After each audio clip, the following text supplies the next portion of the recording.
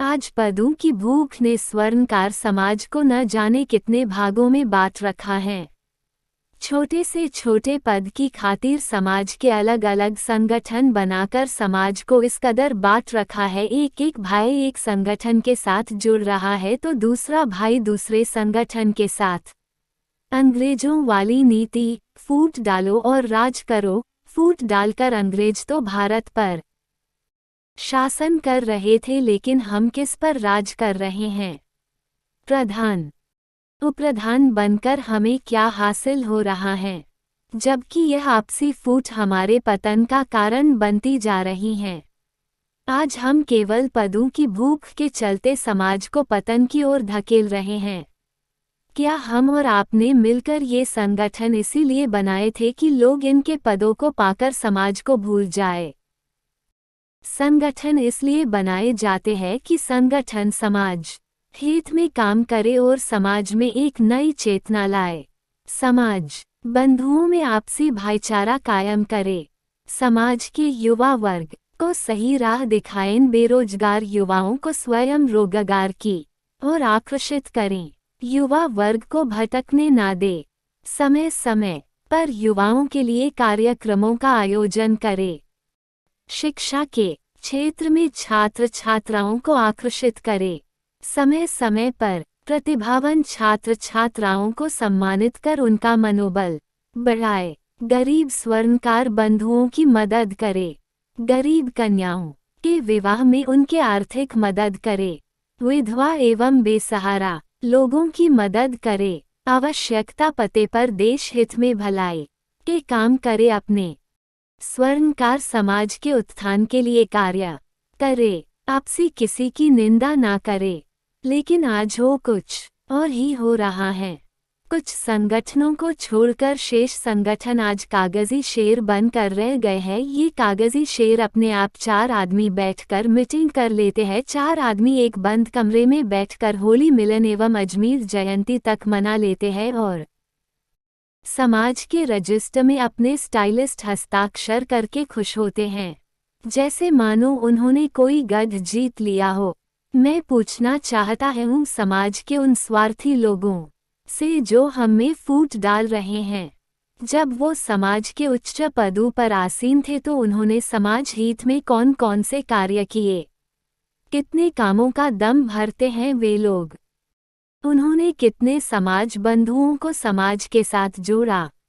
कितने प्रतिभावान छात्र छात्राओं को सम्मानित कर उनका हौसला बढ़ाया? कितनी गरीब कन्याओं के लिए विवाह में सहयोग दिलवाया? कितने समाज की बेसहारा व विधवाओं को उनके द्वारा सहयोग दिया गया, जिससे वे अपना व अपने परिवार का भरण पोषण कर रही हैं। समाज से ऊपर उठकर जब देश पर बाढ़, तूफान, सूखा, सीमाओं पर युद्ध जैसे अवसर आए तो उनके माध्यम से समाज एवं सामाजिक संगठनों ने देश की क्या सेवा की है? उनके पास कोई लेखा जोखा है जिसके लिए वे गर्व से कह सके कि उन्होंने ये कार्य किए हैं, या फिर समाज की पगड़ी बांधकर फ्री के मेमोंटो लेते रहे हैं? आज समाज के बच्चे बेरोजगारी व अशिक्षा की मार झेलकर भूखमरी की गर्त में जा रहे हैं। क्यों? आज हमारे स्वर्णकार व्यवसाय पर दूसरी जातियों के लोगों का कब्जा होता जा रहा है। क्या किया है आपने इस विषय पर? विवाह योग्य युवक युवतियों को योग्य वर नहीं मिल पा रहे हैं, उनकी उम्र ढलती जा रही है। ऐसा क्यों? मैं पूछता हूँ समाज के उन ठेकेदारों से जो अपने फायदे के लिए भाई से भाई को लड़वा कर समाज को छिन्न भिन्न कर रहे हैं। उन्हें ये करके क्या मिल रहा है? ये समाज के ठेकेदार केवल प्रधान, उपप्रधान व अन्य पदों पर आसीन होना ही जानते हैं। पद पाकर बेफिक्र हो जाते हैं और वर्षों तक दोबारा चुनाव का नाम नहीं लेते। क्या कभी आपने सोचा है इसका जिम्मेदार कौन है? ध्यान रहे, इसकी पूरी की पूरी जिम्मेवारी आपकी है।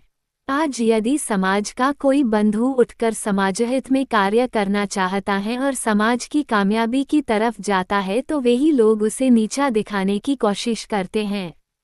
आज एक स्वर्णकार दूसरे स्वर्णकार के बनाए सामान को खोटा बताता है। कल उसके बनाए हुए सामान को तीसरा खोटा बताएगा क्यों और कब तक होता रहेगा। समाज के बच्चों को उच्च शिक्षा दिलवाने में सहयोग दीजिए, गरीब व असहाय विधवाओं को सहारा दीजिए। अंत में मैं ये कहना चाहता हूँ कि जो लोग कई वर्षों से संगठनों के पदों पर कुंडली मारकर बैठे हैं उन्हें स्वयं अपने पद छोड़ देने चाहिए ताकि समाज के अन्य बंधु जो समाज को संगठित कर सकते हैं वह आगे आकर समाज को संगठित करने का काम कर सके।